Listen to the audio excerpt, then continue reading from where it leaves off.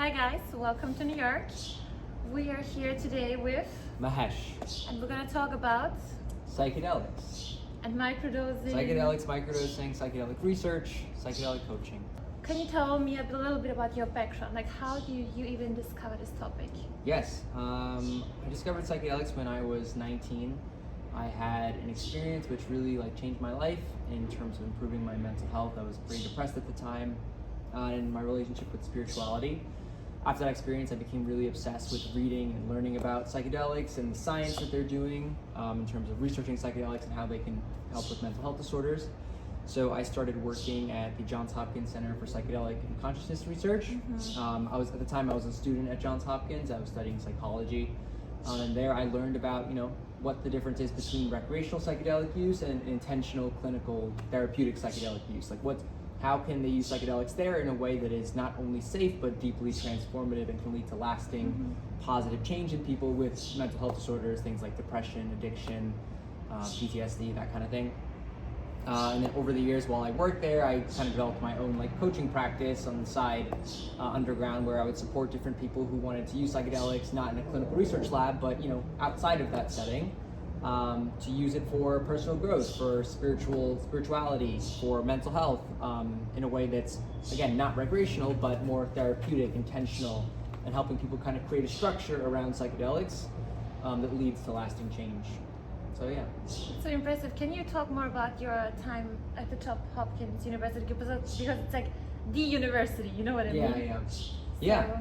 So I worked as an intern for 3 years. I was kind of mainly involved in the data analysis and clinical trial management.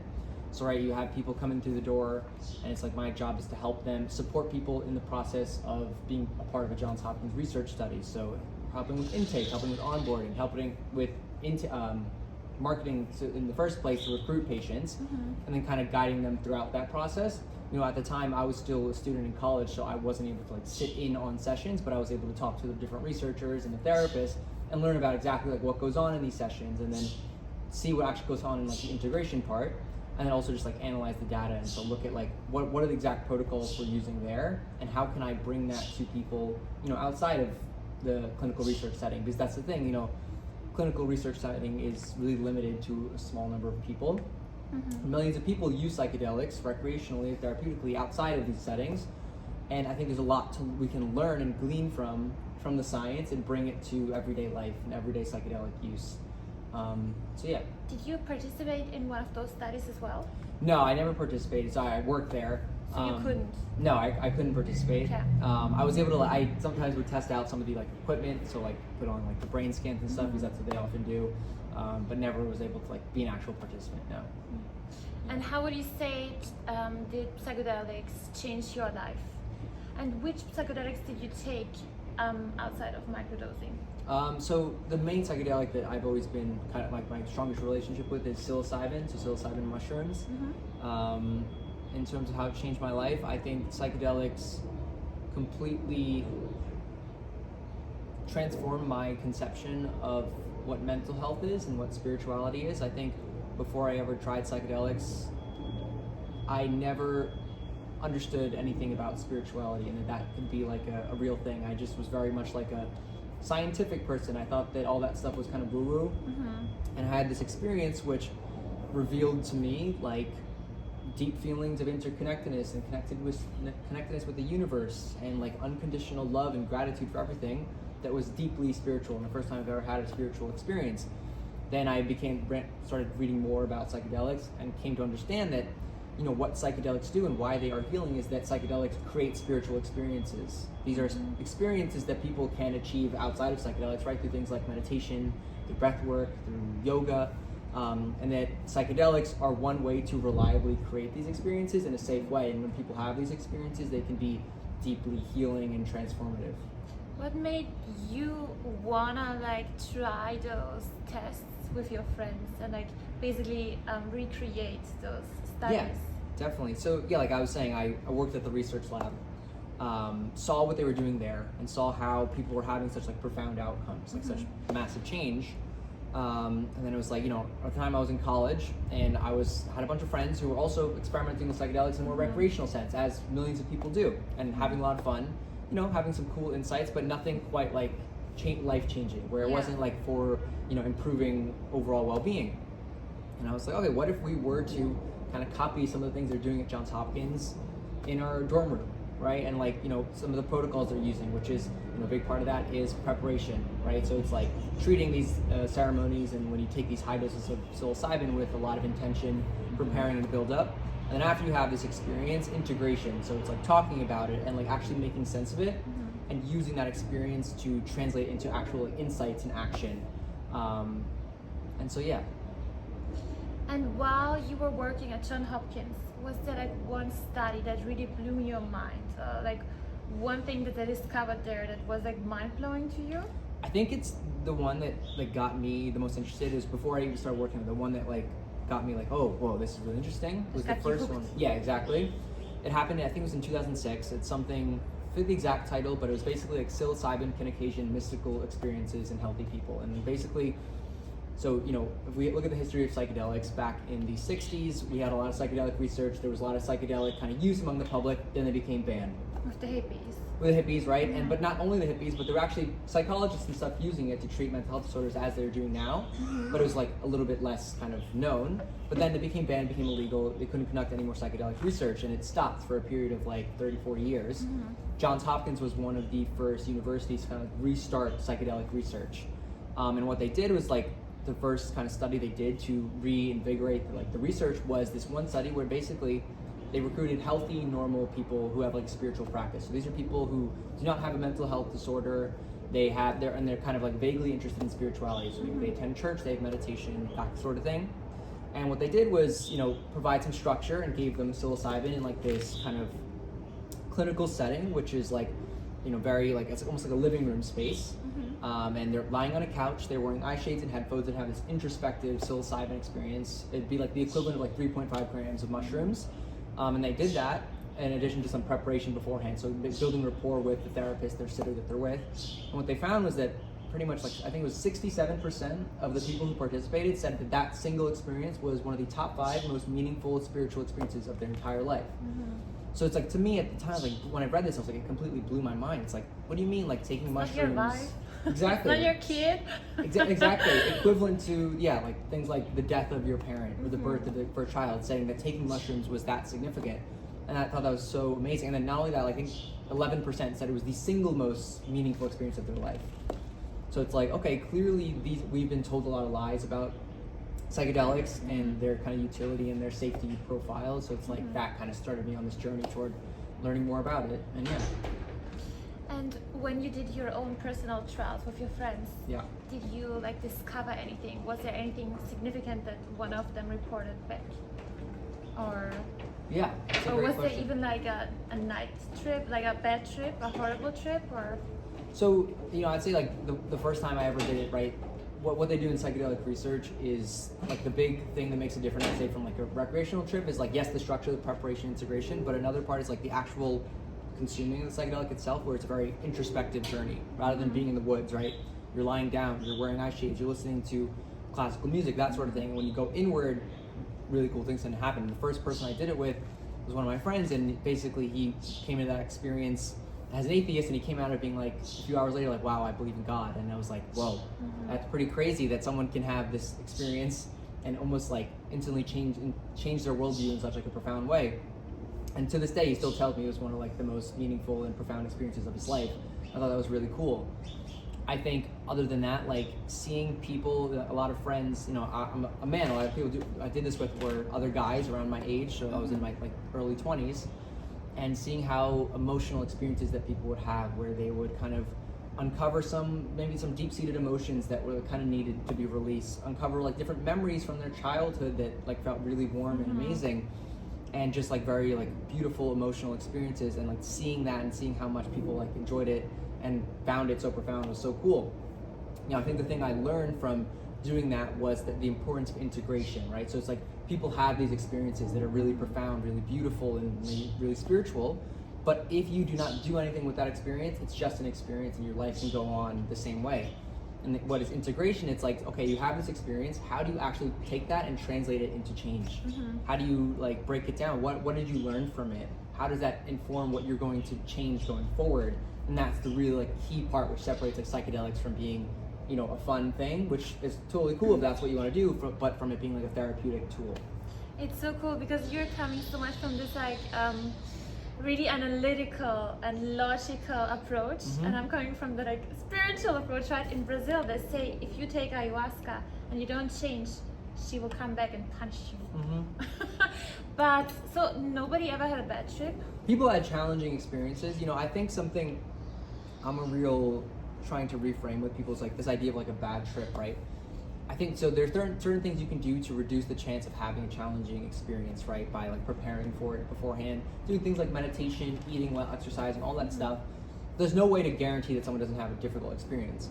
But just because someone has a challenging experience doesn't mean that experience can still not be helpful. For sure. Exactly, and that's what comes down to integration, right? So it's like you have this challenging experience, okay, let's like make sense of it. And oftentimes there is wisdom contained within it, but you have to like find it. It's a little bit more challenging. It's the importance of having that structure, that safety, being with a calm person, like a sitter who has experience. But in your studies, nobody ever had a bad trip? Oh, at Johns Hopkins? Yeah. Oh, 100. But no, in your private ones and then the ones in Johns Hopkins. Yeah, some people had difficult experiences. I think it would be like just maybe some anxiety, like high levels of anxiety for a certain period of the trip, and then it's like you have certain techniques that you can teach people, like, okay, you're feeling anxiety, like can we sit with that anxiety, right? In the build-up, I like to do like a lot of meditation with people, teaching them mindfulness skills. But in the build-up before, right, doing teaching people mindfulness skills, you know, I think the skill of being able to navigate a psychedelic journey is mindfulness, right? So it's you have difficult emotions come up, difficult visuals, whatever it is, can you learn to be present with it, to sit with it, and over time, it's like naturally these things tend to pass by themselves. And I think, you know, for me as like a sitter, someone's having a difficult time, it's just my job is just to provide as much like love and support and kind of space as I can. Right, but what would you do in a situation where this person goes crazy? I never had that sort of thing happen. Yeah, I think, you know, a big part for me is like working with people who I know, like who you know. Well, at the time, now I don't, right? I'm a coach, but like just making sure that I do everything in my power so that it's like a very comfortable place where eventually the drug does wear off and it's all good. Yeah. You know, it's like no one ever has like this permanent, lasting change unless someone has, say, like a history of like schizophrenia or something, which of course you would screen them out. You don't want to do psychedelics with them.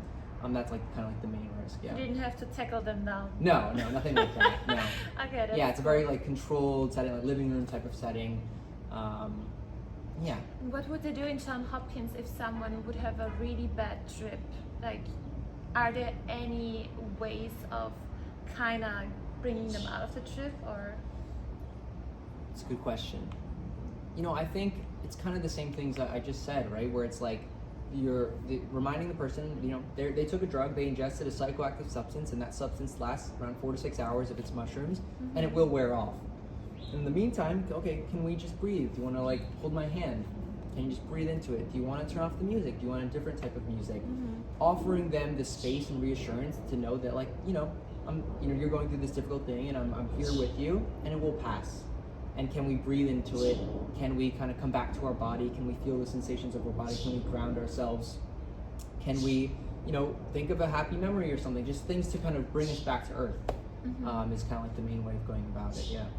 So now we're in New York and we have some changes in the political situation here about psychedelics. Yes. So what do you think about it? That I think he specifically mentioned ibogaine. Trump wants to allow people to use psychedelics in some cases, right? Yeah, so there was that recent executive order a few days ago. Trump announced kind of like a streamlining of psychedelic research on like the federal level, which is pretty great news. You know, there hasn't been much progress in the executive branch kind of talking about psychedelics in this way for a long time. So it's like pretty cool. Mainly what they're doing there is like a few things. One is just expanding all psychedelic research. So like what they say is they're going to like remove some of the regulatory hurdles people have in conducting psychedelic research, because obviously psychedelics are illegal, so it's difficult to conduct research and only a few universities can do it. So helping speed up with that. Specifically ibogaine. So ibogaine, it comes from this like an African psychedelic. I think it's from Gabon, and the actual name is iboga. Ibogaine is kind of like the American pharmaceutical version. derivative of that.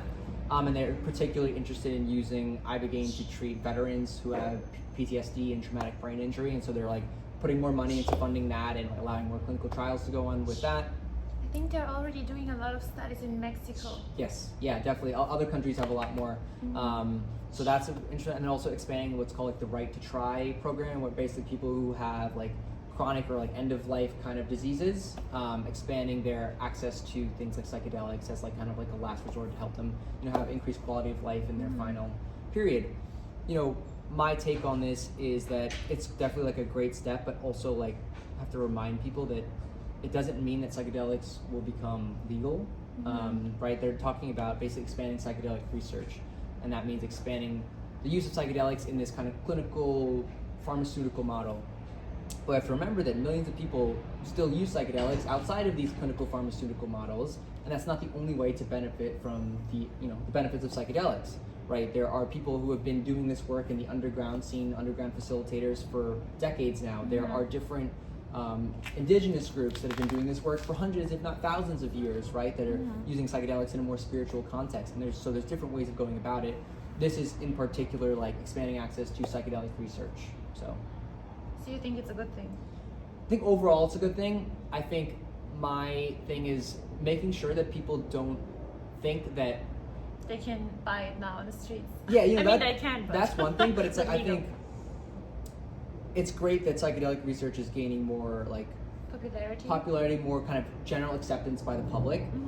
But I think we have to be careful in terms of like more psychedelic research should not come at the delegitimization of other types of psychedelic use, right? For the millions of people in this country, around the world, who use psychedelics at their home, who use psychedelics in communities, in the underground settings, in spiritual context, which can be equally profound and healing and helpful for many people.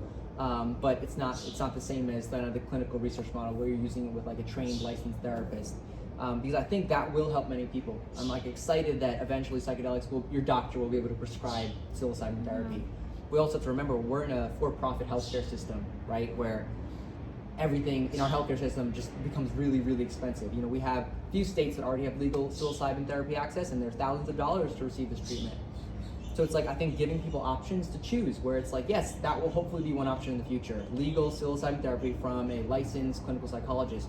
But there should also be other options, right? Working with a coach like myself, working with different like underground facilitators, working with spiritual guides, I think is really important.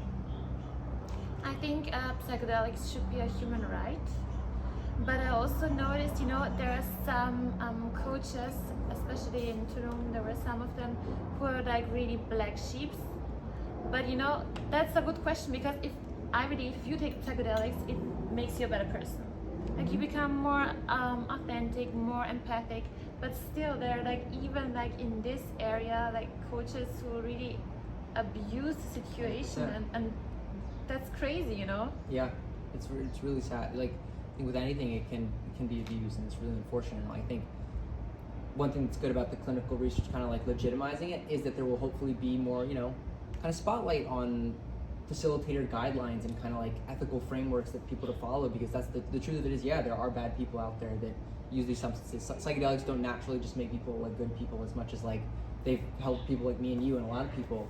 Some people will abuse them, and it's really unfortunate. So when you work with someone, you got to make sure you really like trust and like I think vet them. That's like a really important thing.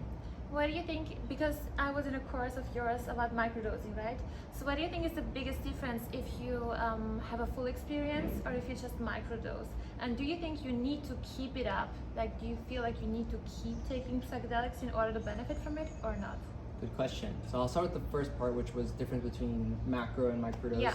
Right, so macrodose is like that high dose experience. Microdose is taking tiny amounts of psychedelics over a period of time to kind of get those benefits, but in a more like integrated way. So when you're taking a microdose, you're not tripping, you're not having this big spiritual experience, you're doing your daily life. You're going to work, you're exercising, you're doing all that just with that subtle lift and energy, mood, presence, that sort of thing.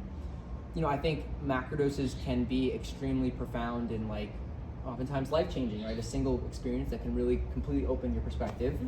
We also recognize that macrodoses can be destabilizing also. They can be really, really big, really intense, and if we don't have the structure in place, if you don't, maybe that person is not in the right mindset, that can be also like really negative. If we have to be really careful. Microdosing, on the other hand, which I think I really like about it, is that the risks are almost nowhere near what macrodosing, right? There's like lots of good research now to support that, you know, taking these tiny amounts of psychedelics, if you do it for a period of time and take tolerance breaks, that it is safe.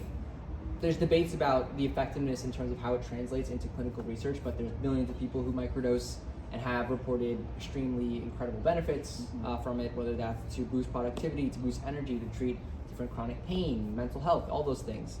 So I think microdosing can be like a really great introductory way to access the benefits of psychedelics and understand what they're about for people who are not quite tempted into doing that big experience. Yeah. And what was the other part of the question? Do you feel like you need to keep taking psychedelics Yeah. in order to benefit from You know, I think one of the things that I've seen working with people with microdosing, and also I think with the research support, is that microdosing can be done as something that's like a protocol, right? So for a period of time, usually when people microdose for a period of like between 4 weeks up to maybe like 12 weeks, followed by a break. And what people find is that if you like stick to a protocol and do it for a period of time, it can create like lasting change. And that's the thing. The benefits of microdosing aren't just like a on the day you microdose sort of thing. It's like if you do it for a period of time, the benefits can be cumulative, or people can like do it and if they combine that with other, like, you know, creating other life changes, right? Doing more meditation, doing more exercise, creating changes in your relationships, whatever it is, then the benefits are actually can be like permanent and long lasting, right? Like it's a cumulative thing. Some people, like myself, use microdosing as like a tool, right? Where it's like you can use it for a period of time, take a break from it, and if you feel there's a time where you can use that extra support, whether that's just to be more focused, to improve mood, then you can revisit it. You can use it kind of intuitively in that way. There are people I've heard of who use it similar to like how we use SSRIs or antidepressants, where it's like they have this, you know, they have the case where they feel like it helps them to be constantly using microdosing. Again, there's no like, we don't have a lot of clinical research to say, you know, what happens when someone does this for a period of 50 years, because no one's been doing that for 50 years. You can be the one. Yeah, exactly. But we can say that, like, yeah, a lot of people do it for like these short-term engagements, take breaks, and that can be safe and really effective. And do you feel like you became a better person because of psychedelics? 100%. Yeah. In what way? I mean, you still got an ego, right? Oh, of course. Yeah. We all do. Anyone that says they don't, I think, is lying. But, you know, I think psychedelics have made me more open, more empathetic, feel more connected with my fellow human beings and the entire universe and the world. They've deepened my own like spiritual practice and desire to do things like meditation, and generally be kinder to myself. And then when I'm kinder to myself, I naturally find myself being more kind to other people. Yeah. Because we're all one. Exactly. What I believe with my experience of psychedelics is like it just like helps you get a different perspective.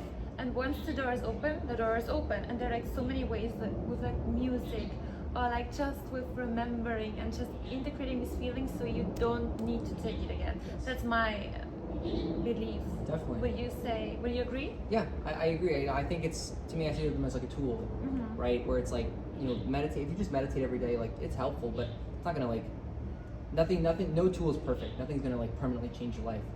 Psychedelics can be something that you revisit at different times. Maybe some people just use it once and like that's it. Some people like to use it every few months, some people every few, whatever it is. It's just like, it's an imperfect tool that can be really helpful, but if we use it with kind of structure, support, with safety, with, you know, intention in mind. What's your goal? Like, why do you do what you do? What's your purpose? Great question.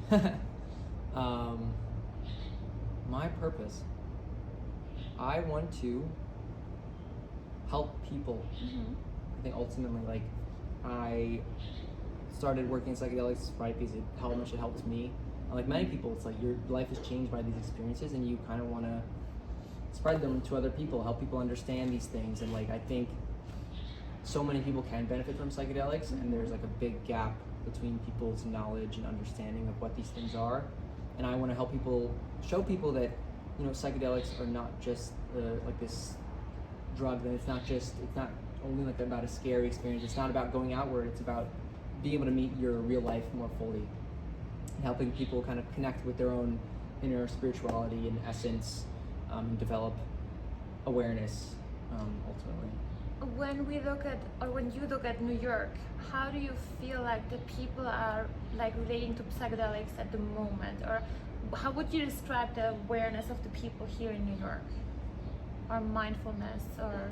You know, I think I think it's probably pretty good. You know, there's a few different organizations in the city that do like psychedelic advocacy and community work. So there's like the Psychedelic Assembly, there's the Brooklyn Psychedelic Society, and these are like pretty good big organizations that host monthly events or so, bringing in different guest speakers, bringing community together to talk about psychedelics more openly, and it's really great. I think, like with anything, there's like just so much work to be done. There's a lot of still like stigma and miseducation about these things, but I think overall, I do believe things are heading in the right direction. I think, you know, recently, I know in New York State, there's been like 3 different bills introduced to legalize psychedelic access in the future in like kind of like licensed facilitator programs like they have in Colorado, New Mexico, Oregon. And I think it's the right progress, and just all we can do is continuing to talk, I think, more openly about it, educate people, and show that it's you know, it's not this fringe thing anymore. It should be like a widely accepted phenomenon. Yeah. And do you feel like a type of responsibility in order to create a better world?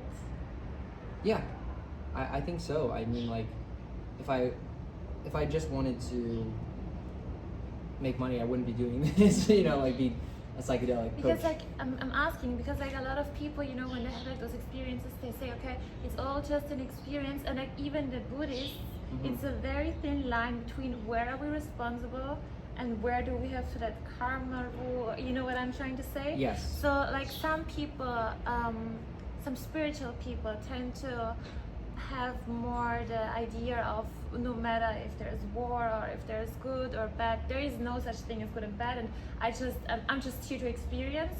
But I personally believe, and I guess you do too, we do have a purpose coming here, and we are responsible to create beauty in this life.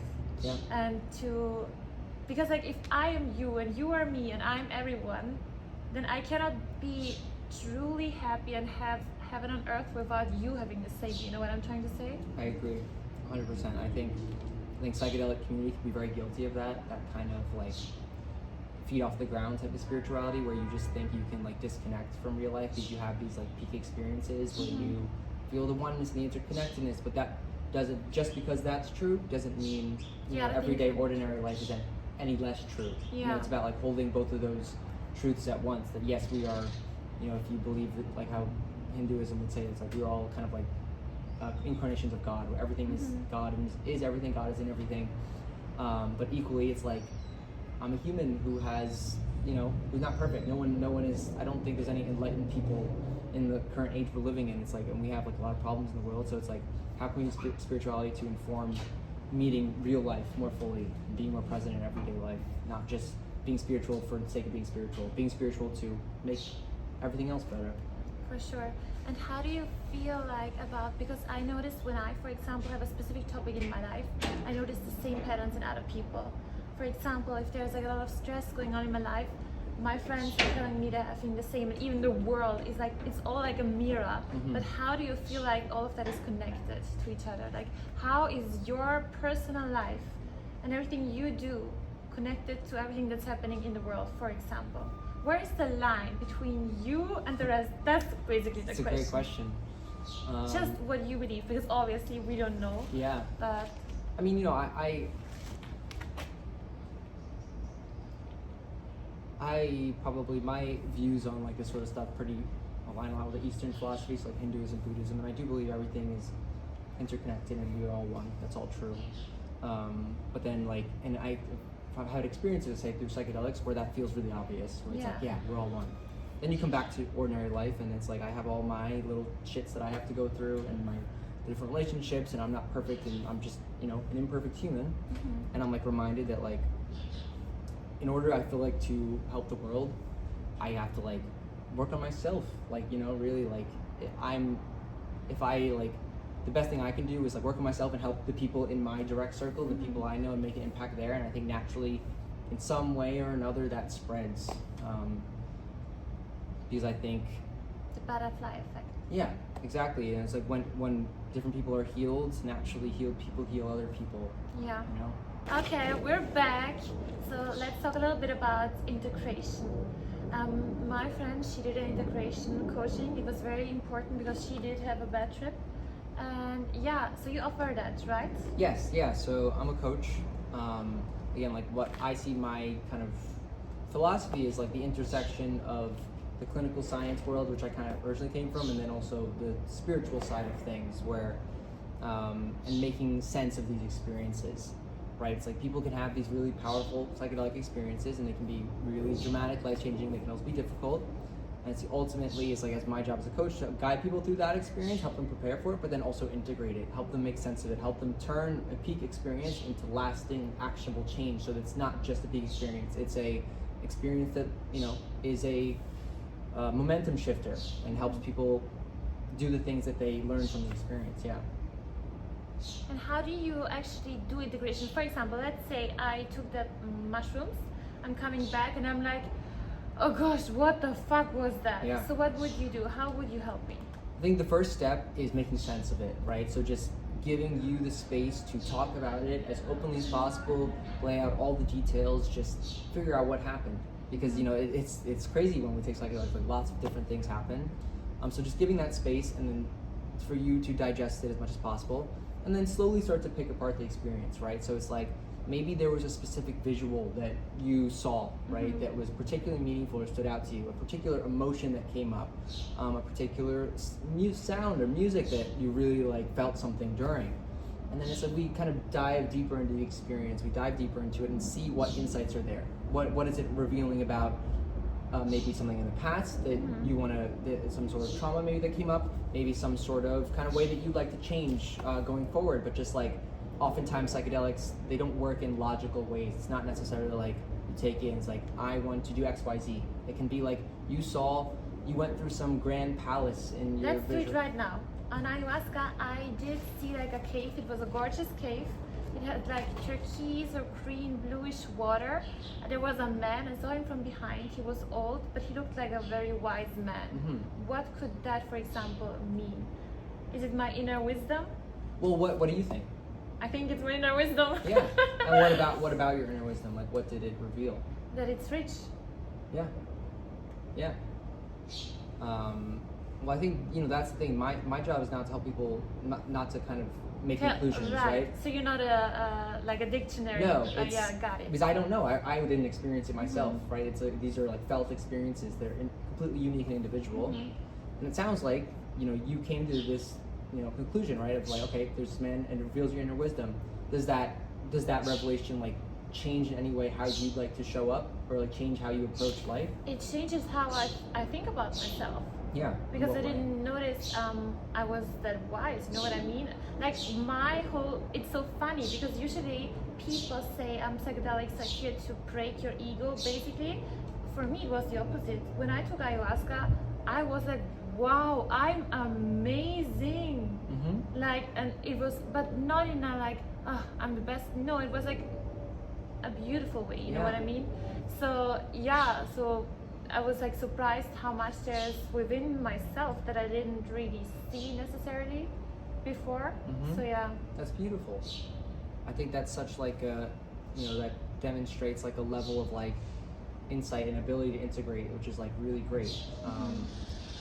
Because I think, yeah, like we said, like these experiences by themselves are not, they're just experiences. But like if you can come to these cool insights about them, and then that actually informs, you know, how you'd like to show up differently in your life, then that's like really awesome. I think that's such a beautiful insight. And how can you help people who really had like a really challenging trip, and for example they have issues like sleeping afterwards, or how can you help them to integrate that? That's a great question.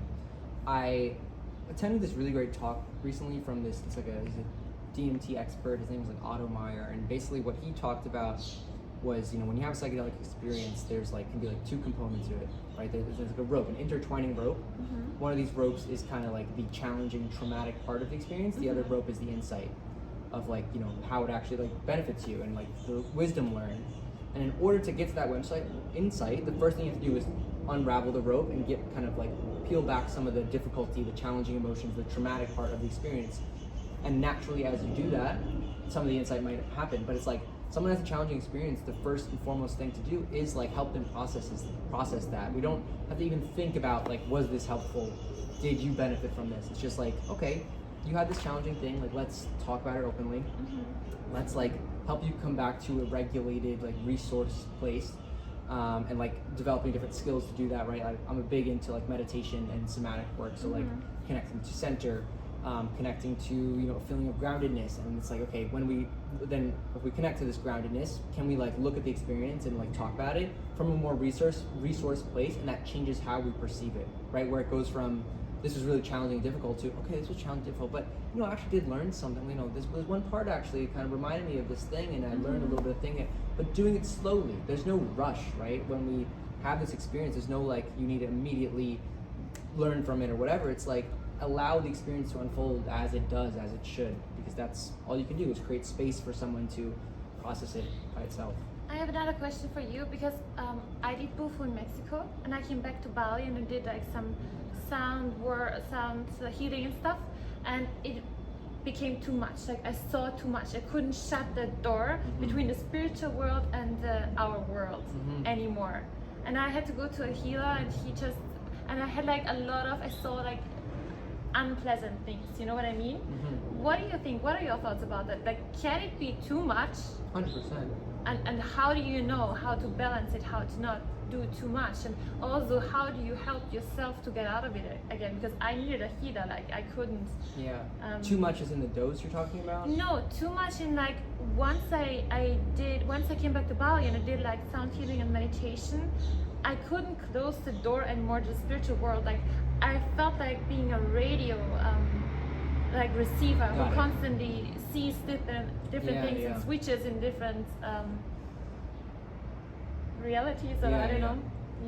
Yeah, you know, I think that is, I've, you know, heard people have similar experiences, right? Like these things can really change our perspective, and you know, for me it's like, it's kind of that discussion of integration and like coming back to grounding, coming back to our body, coming back to like the felt sense of like connectedness, and coming back to, you know, like our relationships, the thing that kind of just bring us back on earth. Because when you have like a spiritual experience, it can be like really overwhelming and like change a lot of things, but it's like, just because you have that doesn't mean like real life and everything else, that's still going on.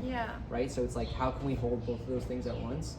And sometimes it's not probably as fast as a process as people would like, right? These people, maybe sometimes, like sounds like you, it's a difficult experience, but kind of just coming back down, like through integration, talking about it, doing things like meditation, doing a lot of like somatic work, connecting with the ground.